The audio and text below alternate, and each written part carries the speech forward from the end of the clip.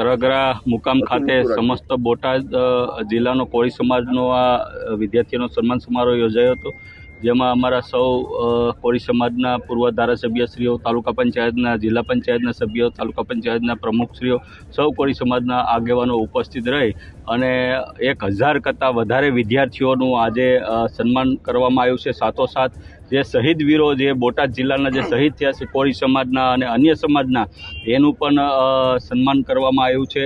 આ તકે હું સૌ આયોજન ટીમને અને ખાસ કરીને માનધાતા ગ્રુપ છે, કોળી સેના છે, કોળી સમસ્ત સમાજ સેના છે, મયુરભાઈ જમોડની ટીમ અને આ ગામ તરગરા ગામની જે ટીમને અભિનંદન પાઠવું છું.